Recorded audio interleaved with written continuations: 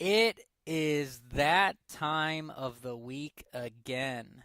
Welcome to Dispute Sports. Thanks for tuning in, everybody, and listening however you are. I'm your host, Kyle Neumann, live from Bowling Green, Kentucky, joined by my good friend and co-host, Rhett Hensley, live from Bloomington, Indiana. Today, we will recap the 2017 PGA Championship, talk about the Ezekiel Elliott suspension, and highlight preseason week 1 in the NFL. Good afternoon, Rhett Hensley, mi amigo. How are you doing today? I'm doing pretty good, Just enjoying my day off, Kyle. What about you? Hey, that's great to hear. Same here. Enjoying my day off. Beautiful but humid here today. How about there in Bloomington?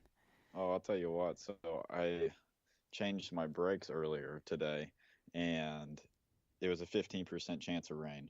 And what do you know? It pours so hard that I can't even see Naturally. while I'm doing it. Oh, yeah, So, that's never good. so I got a little wet, but mission accomplished. Mission accomplished. I like to hear that. Yeah, dedicated. Dedicated. Dedicated. That's what I like to hear, Rhett.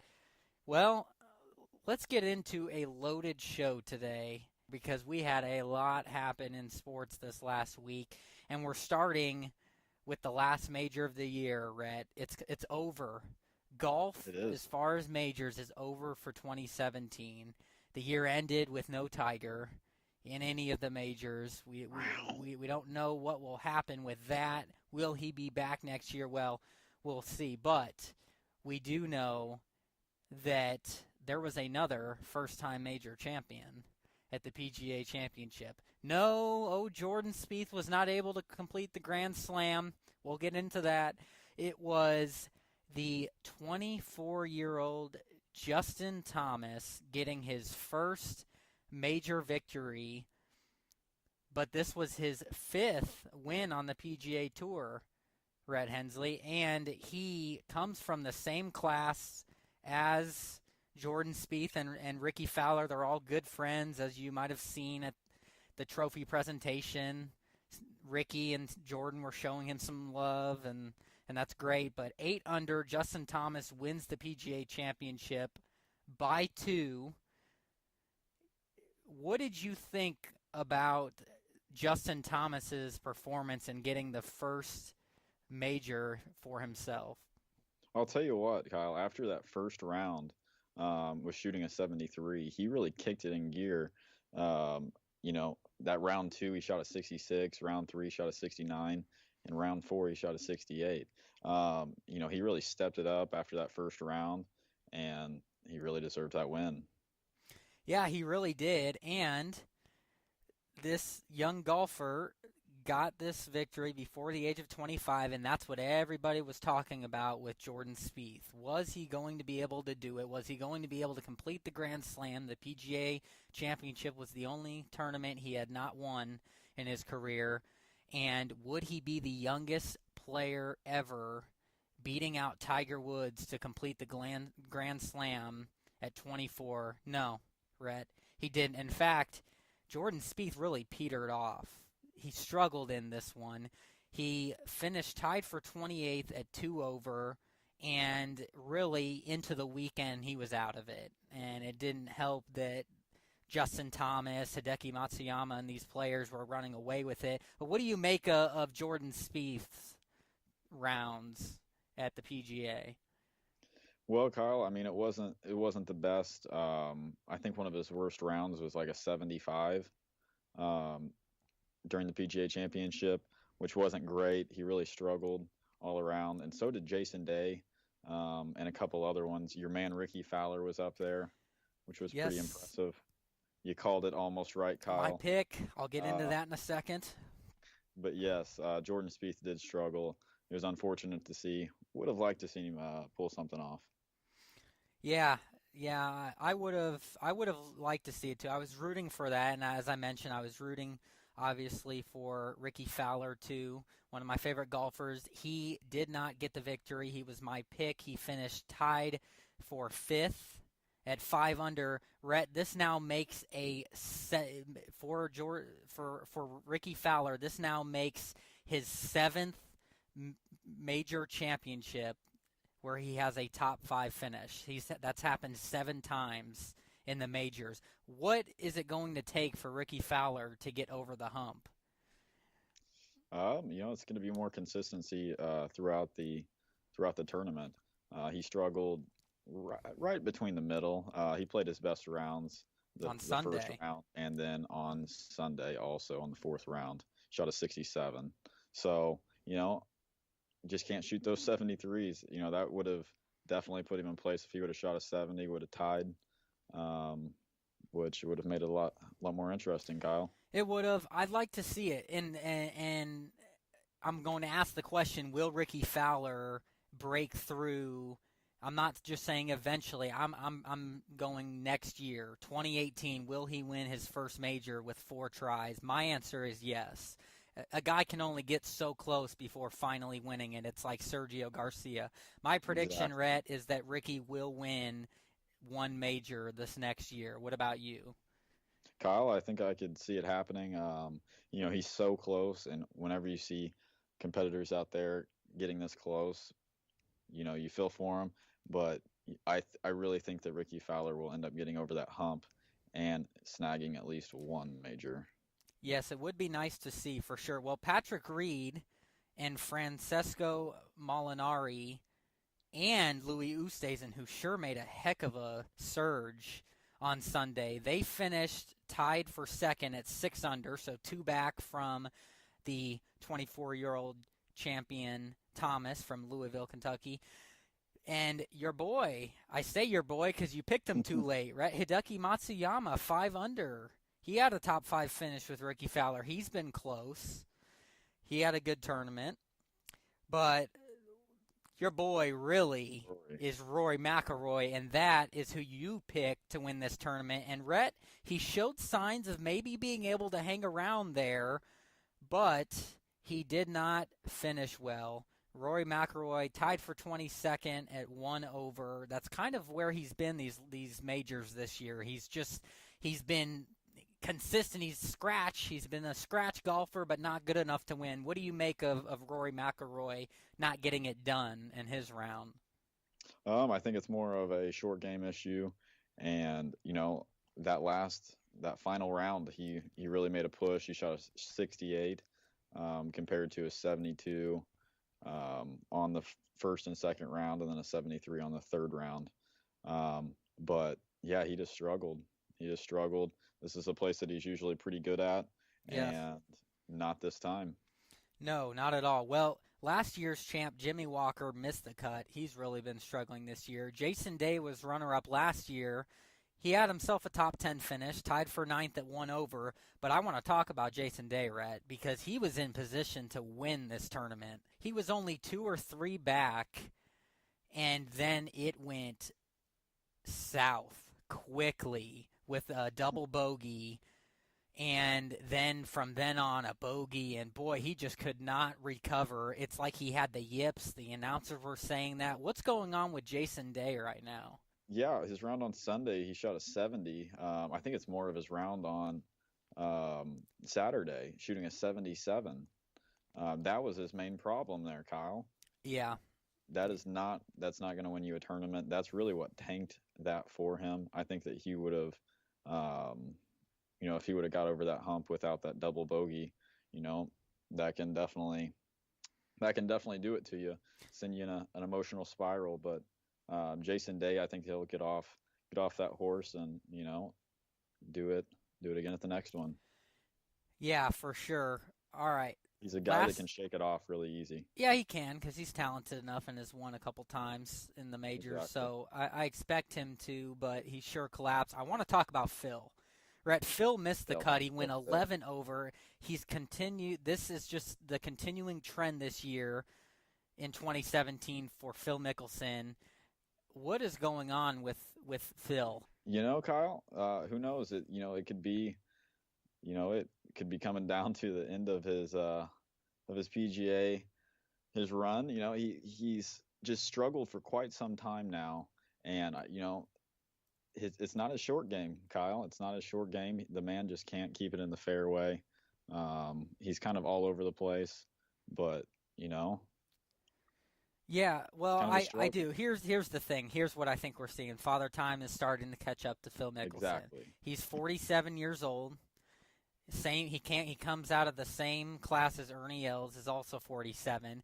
We understand with Tiger. We've seen it with Tiger. He's 41 years old, and we've seen him really fall off. And obviously, there's been some off the course issues with Tiger, but I think that's what it is, Rhett. I think these young guns are too good for Phil Mickelson today, and I think that's what we're seeing. And we know golf is a sport you can continue to play until you can't walk Exactly. anymore. But having said that, when you're competing against these young guys and the technology of these clubs and the power and the working out, and it's a big deal. And I think that it's catching up to Phil. But golf is it's so mental that you have to be there, to give yourself a chance, because he obviously can still kick it. He doesn't need Oh, to be on the senior tour yet. It's probably coming sooner than later, but you have to be able to keep your composure, Rhett, and you can't hit a fairway one hole and par it and then get a double bogey on the next hole and expect to win a tournament. you And cannot. I mean, you can't even expect it. If you go out and hit a double bogey, you can't expect to beat me. Or if I do the same thing, you can't expect it to go the opposite direction either. You know, you're not gonna win if you go all over the course, Kyle. oh yeah, So no doubt about that's it. one thing, Phil. As long as he can straighten it out, the man has a chance. He has a phenomenal short game. It's his long game that's the problem. I think that Phil he will find his game again. Everyone goes through rough stretches like these other top golfers. Dustin Johnson, another one.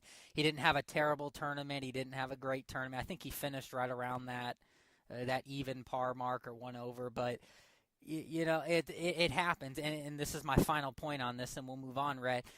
This just goes to show to me how nobody will ever touch the dominance that Tiger Woods displayed for 15, 20 years. We just won't see it again. Where Tiger was consistently winning, it seemed, every major championship and running away with it, and including PGA Tour, just regular tournament events for, I mean, the amount of cuts, 130 straight cuts. I mean, we won't see it again, and this is proving that how many first time champions we're having. There is no Tiger Woods dominant golfer in today's day and age, and I don't think we'll ever see it again. Kyle, I can respect that. I think at some point we will eventually see another Tiger Woods. Um, but as of now, like you said, there's, way too many first time champions. And, I like it personally, but for the sport, I think it'd be awesome to have another Tiger Woods come along and give us that nice run that Tiger Woods had. Yeah, I don't see it happening. Great players like that only come around so often in a lifetime, and I think we've seen ours with Tiger Woods and the game of golf, but it will be interesting to see for sure. And now it's the FedEx Cup playoffs to turn our eyes to with golf, Rhett, and football is what we will now transition into because it is here. The preseason is here. And you know what? Your Dallas Cowboys are in some trouble, Rhett Hensley. And that's what we're talking about here. We are talking about the Ezekiel Elliott suspension. And to give some background on it before we get into it, Rhett, so your boy Ezekiel Elliott has been suspended 6 games from the league. And this is dating this suspension comes from his ex-girlfriend's claims, Tiffany Thompson, that they're back when Ezekiel was in college at Ohio State in Ohio, that he basically it's a domestic violence type of case situation, and his ex-girlfriend claimed that he hit her or whatever, and now the situation is that Ezekiel Elliott is going to appeal, and the hearing will be held on August 29th, which is a week before the first regular season game. Elliott is going to argue that his ex-girlfriend made multiple threats to ruin his career, and those will be about the detail. The extent of the details we'll go into. That's basically what it is. It's a domestic violence case. He's going to appeal. It's a he said, she said type of thing. It is important, Rhett, to point this out, though. There was evidence at the time in the state of Ohio that was brought to court, but they never pressed any charges against Ezekiel Elliott because they thought there was conflicting evidence on both sides. So this is a situation where he has not been convicted, but the league has, in their policy, they have the right to suspend a player if they wish due to an investigation going on, and that is what has happened. So I will ask you this question, Rhett. Do you believe that with Ezekiel Elliott and the NFLPA appealing this suspension, will Elliott's suspension be reduced or completely eliminated, in your opinion? I personally, in my opinion, think that it will be reduced just because of the new evidence that has surfaced and the text messages that have been released between the two. I think that it will end up getting reduced or even dropped. But with that being said, if he did hit her, then he needs some sort of suspension either way. Right. Definitely needs to be punished, and we don't know. That's where I'm going to tread lightly here because we don't know the facts. Exactly. I will say this, though. I'm okay with him being suspended. It is not the first time, and certainly with the NFL's track record the past few years, it's been a problem. Domestic violence has been a problem in the league, and they need to deal with it, and I think that's why they felt that they had to make a decision for the reputation, the face of the league, because they feel it's the right thing to do. It's surfaced too much. It's a distraction. And the Cowboys, let's face it, Rhett, have been notorious for this with players that have gotten in trouble. Jerry Jones, he's notorious for bringing in players like this. Kyle, I think that it's more of a thing that Jerry Jones is giving second chances to players that have, problems off the field. But, I don't think that Ezekiel Elliott will end up being one of those problems later on. He's still young. He's still got some growing up to do. But also, one thing that I would just like to throw out there, we don't really see a ton of domestic violence cases with any other really sport that I've personally seen. And, I think that, I'm just throwing this out there, and this will be a topic for another day, Kyle. But, CTE could be the cause to, some of these domestic violence cases. That's definitely some of the symptoms. I definitely don't think it's the cause. I think it might contribute to why maybe these players go a little nuts. I don't think there's any doubt about that. It doesn't make it okay or excuse it, but I think that it does maybe explain. For some, it may be, and they're continuing to do studies. But, yeah, I mean, when you see a track record of, with it being primarily NFL and not MLB, NBA, NHL, we know how physical the NFL is. It kind of makes sense. But we don't know that's the case with Ezekiel Elliott. And we don't really know that's the case. We really don't know a whole lot about it right now. Quite honestly, we don't. We just know that the NFL felt they had to make a decision to suspend him because of all of the discussions and the distractions that's going on with it, with their star player, the league's star player. Again, this is a guy who led the league in rushing last year with 1,631 yards and was third in the league with 15 rushing touchdowns. Okay, so it's a big deal, and I think that they're playing it safe. So you answered, you think that they will reduce his suspension, but you do not think it will be eliminated completely. I think it could be eliminated completely. What's your prediction? We know it can. It will be reduced. I think that it will come down to a two-game suspension. Okay. And I think that that's what it should be. I think it's kind of a little bit of an overhaul, just because I think the NFL has been so inconsistent with domestic violence cases. Um, is just trying to make a statement right now. Yeah, right now we don't know a lot of the facts. We just know he's been suspended. And again, I don't have a problem with them suspending him like I they've don't done too. other players because they feel it's necessary and it's a distraction right now. And they have the right to do that with their policy. So maybe that's a different debate for another show. Do they need to change the policy and it be that they only can suspend when a player is charged or is convicted of Yeah. something? Maybe so. Maybe that's the fair thing to do, but they decided not. They decided to suspend him. I guess maybe they felt there was enough evidence right now and the discussions that are going on. And again, the issues they've had with domestic violence to not take it lightly and say, we're going to make a statement, we're going to suspend the league's leading rusher and the young star. So I'm okay with it. I disagree with you on them reducing it to 2 games. I think his suspension will stand, but I do actually think that it will be reduced, but I do not think by 4 games. I think at most 2 games. I think he ends up maybe getting 2 games knocked off of it, and we will see Elliott suspended for the first 4 games of the regular season. And so, again, the hearing on the 29th, so it certainly we'll find out, if he serves any sort of suspension or not.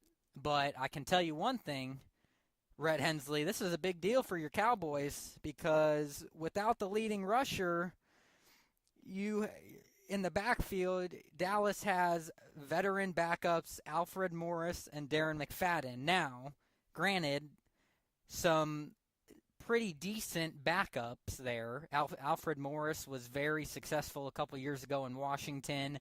McFadden has been injury plagued. He has potential and he showed that, but he just can't stay healthy. So what do you make of it? Let's assume that Elliott, and just so everyone knows, now we're kind of transitioning here into the preseason talk as week 1 is in the books. We'll recap that. Week 2 actually gets underway tonight. But Rhett, let's assume that his suspension is withheld. Let's say it doesn't get reduced at all, and he's suspended almost half of the year. Do you think that the backups for your Cowboys can get it done while he is gone, and in that very tough division that you guys play in the NFC East, do you think that your backups will be able to carry the load until he comes back, or will your Cowboys, with that 10th toughest schedule, just fall too far behind and it be another Cowboy season without the playoffs? I think that it's going to be an interesting season. I think Alfred Morris and Darren McFadden will be pretty good backups. Obviously, they're not going to come anywhere close to Ezekiel Elliott, but I think that they will offer some sort of stability back there in the backfield.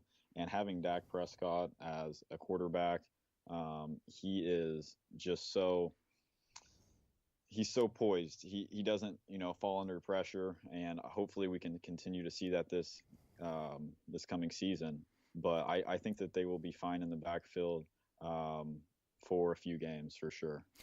Well, I don't, and here's why. Again, we're assuming that Elliott misses the first 6 games of the season. I, at best, and I'm going to list the schedule here, at best think that your Cowboys will go 3-3 in this stretch with him, and that could be too much to make up. Hey, Kyle. We will see. I think that when Tony Romo fell down, went down, people were counting us out with Dak Prescott, and we prevailed once again there. So you gotta understand that we have one of the best offensive lines. Granted, we've lost a couple players on that line, but I think that we will still be pretty fierce up on that line, like normal. Well, and it will help. You will need it, and you're right. The offensive line will help because I think that led to a lot of Elliott's success. He is a good running back, but I think that didn't hurt when he's standing behind the Great Wall of China. But here's the first 6 games for you guys, and luckily the 6th week is a bye week. So actually, at best, you're either going to have a winning record or a losing record when he comes back at that bye week. But you guys open the season Sunday Night Football, September 10th. That is less than a month from now, against the rival Giants, who have your guys' number. Home game for you, that's a loss. I'm sorry. So there's 0-1 right there. Again, the team that you guys could not beat last year and has had your number without Ezekiel Elliott. I definitely think that's a loss. Week 2, you guys go to Denver, who has one of the best defenses in the league and an offense that has proven that they can be decent at least. What quarterback will shine for them? Paxton Lynch, Trevor Siemian, they're both young, but they have a couple decent running backs, and your Cowboys defense is middle of the pack. That could be a loss. Then, week 3, you go to Arizona, which is even tougher. Again, one of the best defenses in the league, and Carson Palmer still getting it done on offense with Larry Fitzgerald. I think that's a loss. So I have you guys 0-3 to start the season off without him. Then you play in week 4 the Rams at home. I think that would be a win. So you finish before the bye week, week 5, home against Green Bay. I'm going to say that's a loss. So you guys, if Elliott's suspension is upheld and he misses those first 5 games up till the bye week, I am predicting your Cowboys to go 1-4.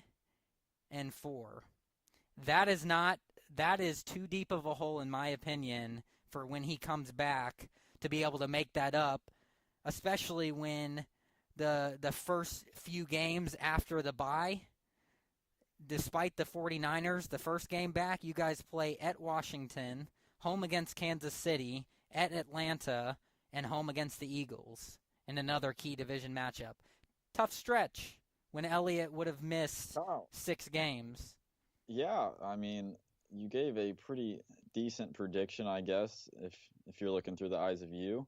I'm looking through the eyes of every Cowboy non-fan that objectively looks at this team at year in and year out, struggling besides last year and not being able to get it done come playoff time, and now you throw on an injury to the best running back in the league last year and you have that schedule. I think that the consensus would be pretty across the board, Rhett, that your Cowboys are in trouble, especially since a lot of analysts were already predicting your Cowboys to take a huge step back with him because of that schedule and thinking that last year was a high. Yeah, it's more of a defensive thing that the analysts are going off of, because our defense is not supposed to be very good this coming season. But guess what? Our defense wasn't supposed to be good last year, and we kicked butt last year. You were middle of the pack.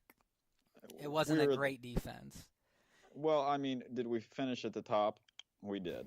So, we have a pretty solid defense. You finished at the top in the division, let's be clear. Yeah, top in the division. So, finishing at the top in the division, I will take that any day. That's a well-rounded team right there. It doesn't take just an offense to finish at the top of the division, especially if you have the New York Giants in your division. Yeah, well, I think that the consensus is that Elliott and Prescott were not going to have the same seasons that they had last year, because I think that was a benefit of a great offensive line coming into the league and a little bit of luck. They're talented, but I don't think that it's realistic to expect them to do the same thing again in only their second season with that tough of a schedule and every team in that division improving in the offseason. It's a tough division. It's probably one of the toughest divisions in the league. So I think that this hurts. If you guys are without Ezekiel Elliott for the first 6 games, my prediction will change. I already told you it changed, and I think the Giants win that division. But I will go as far as if Ezekiel Elliott does not play the first 5 games of the season, I think your Cowboys do not make the playoffs. That is my prediction. I can respect it, Kyle.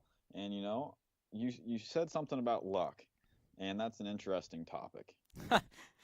So I guess Topic, since we're Kyle. talking preseason and luck, I know where you're going with this, and so why don't we just go right to the first game for the Colts and then talk about luck? Yes, preseason's underway. We're talking about the Cowboys. The Colts and the Lions played last Sunday, preseason week 1 in Indianapolis, and a lot of people were wondering, would Andrew Luck play? Will he be ready for the start of the season? What will happen? Well, he did not play, and the Colts did lose 24-10 to the Lions. And so what do you want to say about Luck, Rhett? What is it? So, Kyle, You think I'm concerned? Are you concerned? I mean, I am. I'm personally concerned for Andrew Luck right now. I've seen a lot of reports that say that he might not be ready for week 1, or he might not even be ready for week 2. This injury that he has sustained from last year with his shoulder, it could affect him this season. I think it might, especially if that offensive line is terrible once again. Well, here's what concerns me more than Andrew Luck, because I believe he will be ready for the start of the season. I bet you do. What concerns me more about Andrew Luck is that our starting center and draft pick from Alabama, Ryan Kelly, needs foot surgery. It just came out today. It's a report, and he will be out indefinitely. That is a concern to me, because right when our offensive line starts to get better and improved in the offseason, and the young rook will have another year under his belt, it has to have foot surgery. And so now the injury train begins again. 6 to 8 weeks. So, yes, that concerns me for Luck, even if he is back and healthy. With that injury, that I don't like to hear that. That does make me nervous now, especially a starting offensive lineman out with those problems. But I believe Luck will be smart coming back. I think he knows that he needs to get down when he takes off, and I didn't expect him to play against the Lions, and I don't, quite frankly, expect him to play tonight against who? Guess what, Rhett? We can't get a regular season matchup, but we get a preseason matchup. That's right, week 2 preseason tonight. Your Cowboys taking on my Colts. That's phenomenal, Kyle. That is phenomenal. And it's at Jerry's World. Jerry World. Yeah. What? Guess what? Colts win. Colts win 21-17. Hey, you know what? That's fine, because I'll let you have a preseason win, and we'll just take the regular season like we normally do. Yeah, I bet you would. Well, all right. Yeah. I got you there. I am concerned. I'm glad Luck had the surgery. I'm concerned, especially now that our starting center is going to be out for who knows how long. I would say at least half the season with a foot surgery like that. But that's concerning, but I think we're going to be okay. The division is improving, but we did a good job to improve our team in the offseason, and I'm excited to see where it goes. But you're throwing that out there that you guys are going to – you guys do have one of the easiest schedules in the league. We do. That doesn't hurt. It's definitely not going to hurt. We open the season at if we were to be without Luck for week 1, we play at Los Angeles, the Rams. The L.A. Rams, with the Chargers now in L.A. We open against the Rams, we're home against the Cardinals, and then we're home against Cleveland. Okay, so even, I will say this, without Luck, I could see 2 of those 3 games being losses, and that would not be a good way to start the year. So I think we need Andrew Luck for sure. I like Stephen Morris, the backup, and Scott Tolzien from Wisconsin. The problem is, kind of like with Dak Prescott coming in, you need a good offensive line to be able to give your quarterbacks and running backs a decent chance. And I like Frank Gore, the veteran. It would concern me, yes, not having Luck. He's getting old. But it will be interesting to see going forward. But let's recap the other games. Your Cowboys had their first preseason game, and your Cowboys lost to the Rams 13-10. Now, I'm sure you're like me. with preseason, you don't put too much into the wins and losses, as you shouldn't. But I'm more concerned about, and for the sake of talking preseason week 1 here, Rhett, we're talking about what we saw and liked from either the young draft picks or maybe, the veterans don't play very much the first couple preseason games, a series or two, and some, and as in the case with the Packers and Aaron Rodgers, doesn't play at all. So what's your take on the preseason? On the preseason, like you said, Kyle, it's kind of hard to keep up with it. It's nice to see the young guns get out there and play, but getting to see the starters and stuff like that, we don't really get to see too much of. Alfred Morris got a couple reps, but other than that, it's good for the rookies to get out there. Yeah, it is for sure. So just to go through some scores, and then we'll pick out what we liked and didn't like from some of the young players throughout the league, particularly the higher draft picks, and then get to no disputing, and that'll wrap the show up. But the Texans and Panthers kicked it off, and they had a good game. Panthers beat the Texans 27-17, and we'll get back to that game because Deshaun Watson looked good for the Texans. Real good. But 27-17, Panthers beat the Texans. Dolphins beat the Falcons 23-20. The Vikings beat the Bills 17-10. The Ravens beat the Redskins 23-3. The Jaguars beat the Patriots. You only ever see them lose in the preseason, especially to the Jaguars. The Jaguars beat the Patriots 31-24. Browns beat the Saints 20-14. Packers beat the Eagles 24-9. Broncos beat the Bears 24-17. Steelers beat the Giants 20-12. Bengals beat the Bucks 23-12. 49ers beat the Chiefs 27-17. Jets beat the Titans in an awfully low-scoring game, 7-3. The Rams, we mentioned, beat your Cowboys 13-10. Cardinals beat the Raiders 20-10. We mentioned that the Lions beat my Colts 24-10, and finally the Seahawks beat the Chargers 48-17. And preseason week 2 gets started with several games tonight, including, we mentioned, Colts, Cowboys, which is great. So let's pick out some of the best and news, and then some of the not so good news from week 1, Rhett. I want to start with injuries. The Packers were hit hard by injuries. They lost rookie wide receiver Malachi Dupree. He was stretched off the field after a hard hit by the Eagles safety Trey Sullivan. They also lost a couple other key players and another young rookie. Really bad first preseason game and start to the season for the Packers.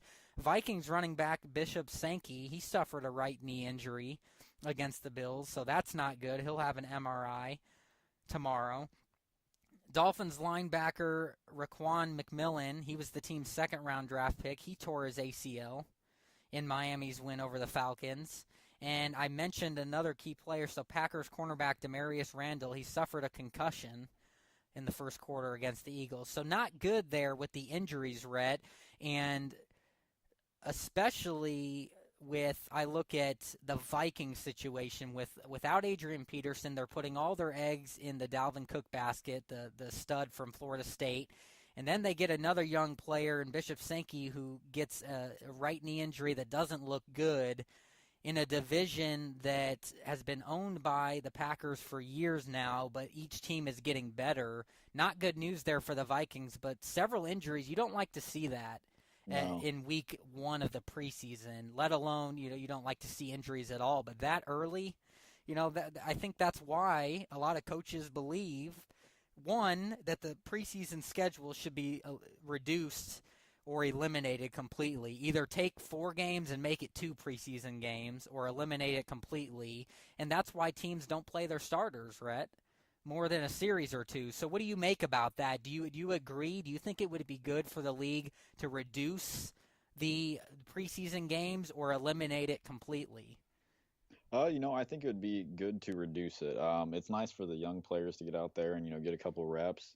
But I just don't like the whole thing of the starters going out there and playing just so they don't get hurt. Yeah. That I just don't like to see that, even for the rookies and stuff like that. But it is a good starter to get going heading into the regular season. Oh yeah, for sure. And I agree with that. Believe it or not, I like the preseason for the rookies and the starters at least playing a series or two, getting ready for the regular season. They get to see, besides outside of OTAs and training camp, they actually get to run against another team like that and get that game mode. So I think it's good, but I think 4 is lengthy. I don't think it's necessary. I think we should get into football quicker. I think 2 is the perfect number. Because keep in mind, Rhett, there's a couple players, that are trying to make the team still. Yep. These young rookies and undrafted free agents and all, and trying to make, and then players trying to make the practice squad too. So it is a big deal for those players, and I think that it's for that reason it needs to be upheld. But I think that it should be reduced from 4 to 2. And I think seeing injuries like this is a reason why I believe that.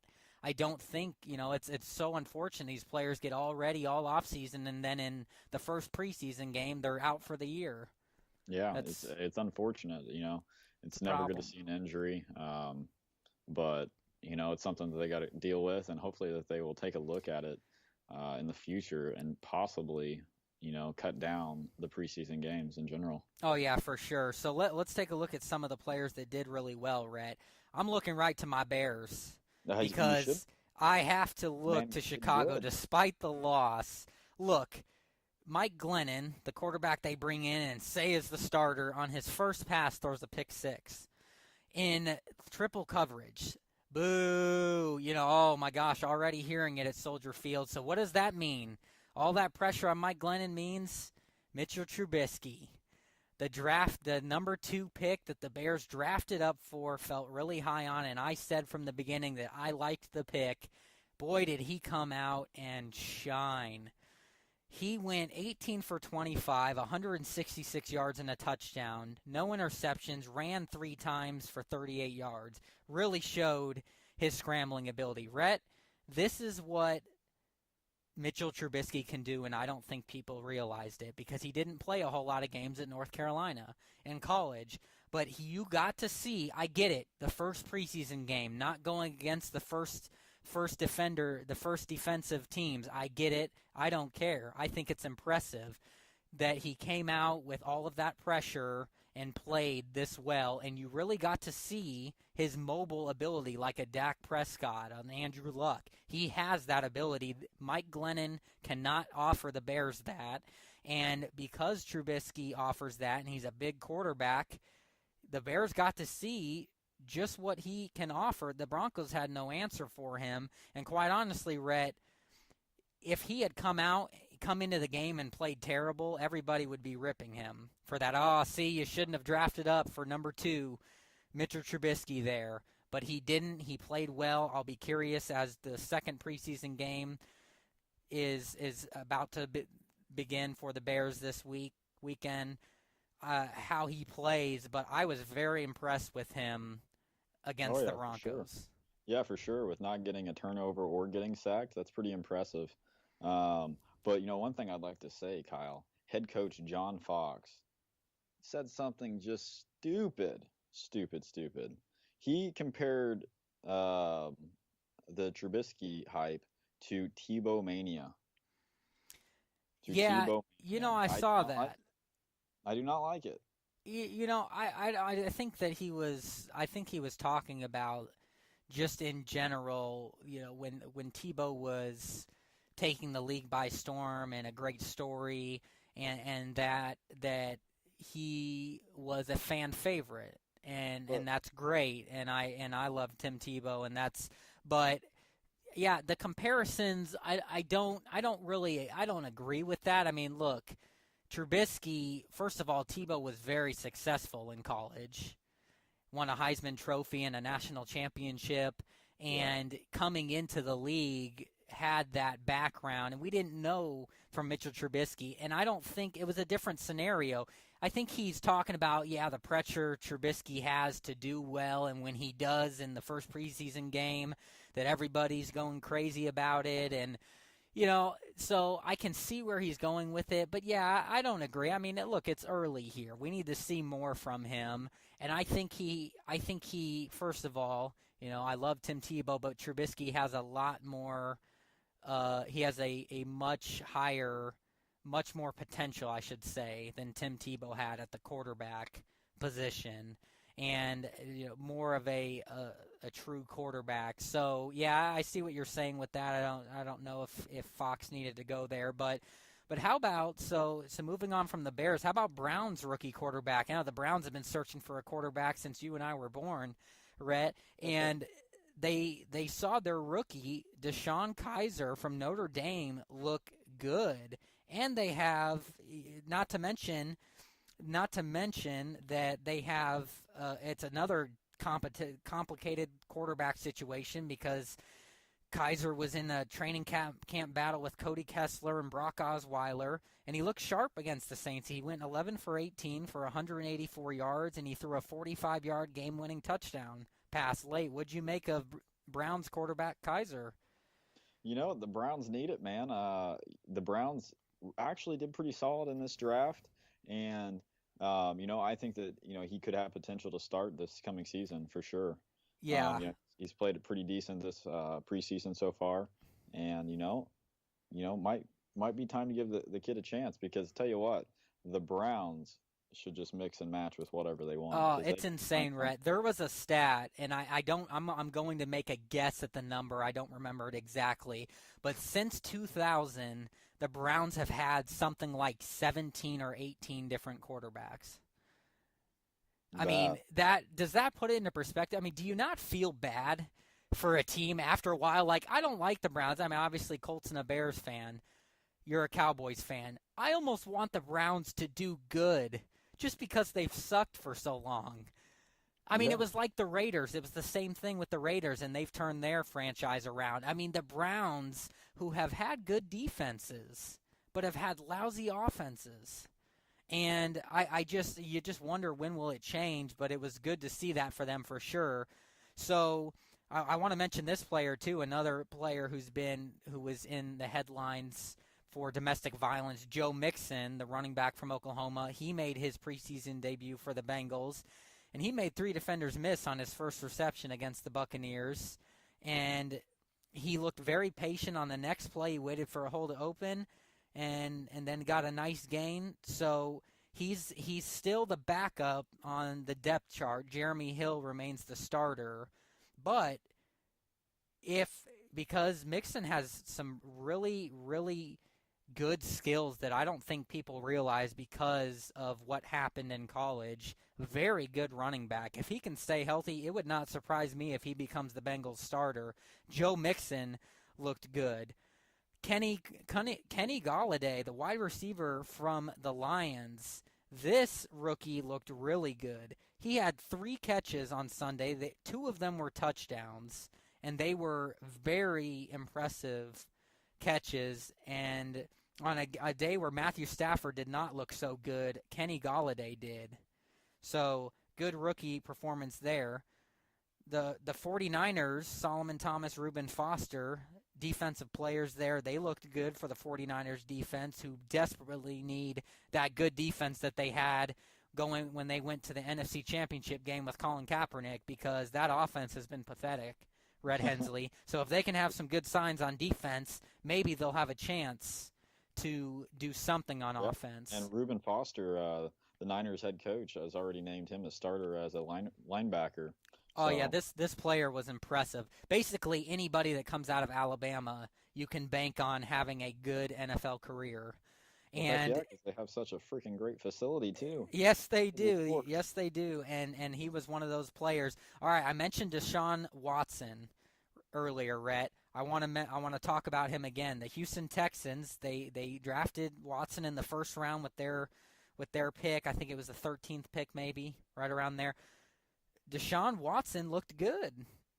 in the preseason game really good, and I think this is an encouraging sign for the Texans. Now, Tom Savage didn't look bad, and they have another quarterback battle going on.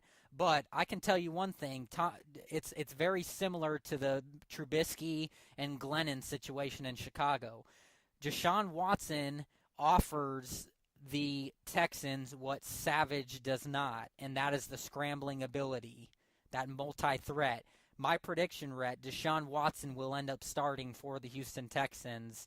They need that at quarterback, and that makes me more nervous because now Texans already had the best defense in the league last year. Now, if they find some offense here, they already have Hopkins, and now if they had Watson, they have a decent running back core. Oh yeah, I don't like that in the AFC running South. What did you make of Deshaun Watson, Rhett, and his performance? He didn't put on, a huge show like Trubisky or Kaiser, but Deshaun Watson, he played great, 15 of 25 passes, 179 yards, and he had no turnovers, which is pretty impressive. So, I think that he's going to be pretty good, and having that running back also, that rookie running back, I think that they will be even better.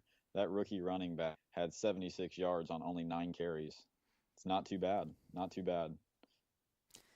Yeah, well, the thing is, Rhett, I think that I completely agree with you, and it'll be interesting to see what happens there. But let's talk about some losers now. I'll tell you who was a loser was Ryan Mallett for the Baltimore Ravens. Boy, did he look awful in their preseason debut. He went 9 for 18 for 58 yards, and he was missing a whole bunch of open passes and wide open passes that should have been completed. And we know why this is big news, because there's been talks, will the Ravens take a chance on Colin Kaepernick? Because with Joe Flacco injured, they do not have a quarterback. So I asked you, Rhett, with Ryan Mallett struggling, what do the Ravens do? Should they take a chance on Kaepernick? I've had different opinions on Kaepernick, but I think that on a football standpoint, I think that they should go ahead and try and do it. The man should not be out of a football career, I don't believe. But it's kind of a tricky situation that could really hurt your fan base, just by making a move like that. So, I'm kind of torn on it, Kyle. Well, on a football standpoint, I think that they should. yeah, and it's a tough situation. I mean, if they feel like Kaepernick is a better quarterback than their current backup in Ryan Mallett, then I think they should. But you're right, because of the what has been going on off the field with Kaepernick and his sitting in the national anthem and the protests, that is definitely playing a factor, a role in him not having a job. I don't think anybody with football knowledge could deny that. However, Rhett, I do think that more of the reason why he doesn't have a job is because he's not very good. He's not gotten it done on the field. He showed potential in his 2 years with those 2 years with the Niners, where he went to the NFC Championship game under Jim Harbaugh, but his problem was much like Tim Tebow's. He cannot throw the football. He can run, but he can't throw, and that's a problem in this league where the quarterback position means everything. It's a centerpiece to a team, and right now, until he proves and lets his talk on the field represent him as a football player, I don't think he'll get a job in the NFL because he's not good enough. What it's going to take, Rhett, is him to prove that he can still play the quarterback position, and he has to put in work. And I've heard reports that what he will be doing is actually maybe considering going to the Canadian Football League, which I don't think is a bad move. But, very curious, the Ravens, who are usually always good in the NFC North, obviously have to compete with the much improved Bengals of over the last several years, minus last year, and already know about the Pittsburgh Steelers dominating in that division. So the Baltimore Ravens need something at the quarterback position, and they didn't get it from Ryan Mallett in week 1. So it'll be interesting to keep an eye on that. But, Rhett, Yeah, that pretty much wraps up the preseason talk, so that leaves time for one more thing on this show, and it's a tradition unlike any others. That is no disputing. Random fact segment. We blow your minds. I know I'll blow Rhett's mind. He sometimes blows mine. So I'm going ahead and start. I'm going to start this time, Rhett. I have kind of a short one, but short, sweet, and to the point. On this day in 1954, Sports Illustrated magazine began its publishing. It's been a while, Kyle. It's been a little while, a little bit before your and my time. Just a tad. That is pretty cool.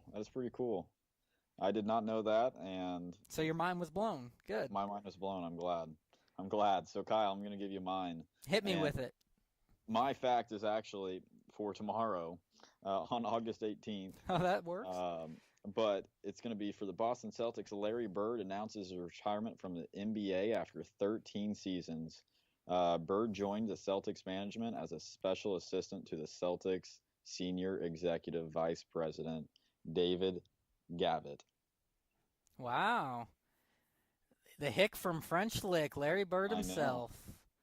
I saw that and I was like, might as well do that. The man is from French Lick. Yes, he is. Shout out to Larry Bird, French Lick, Indiana. Oh, that's great. I mean, it really is. That is a wonderful fact, Rhett Hensley, and that was no disputing, and that will do it for today's show. An extra hour-long special for the NFL being back in the preseason. Lots to talk about. Good, juicy topics. Great show today. Way to bring it, Rhett Hensley. Oh, yeah, it was a blast, Kyle. Always enjoyed doing the show with you. Yeah, always dispute sports, getting to talk anything sports anytime, anywhere.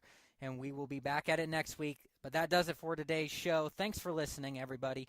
Don't forget, you can now subscribe to our podcast on iTunes, Stitcher, Google Play, TuneIn, YouTube, Spreaker, or SoundCloud, and have every episode available to you as soon as they are posted each week.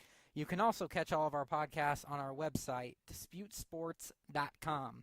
Follow us on Twitter, @DisputeSports1, @Kyle M. Neumann, @Rhett Hensley, and like and follow our Facebook page, Dispute Sports. Until next week, remember, Dispute Sports, anything sports, anytime, anywhere. Have a great day and enjoy some preseason football and a Colts victory tonight, folks. Have a great one.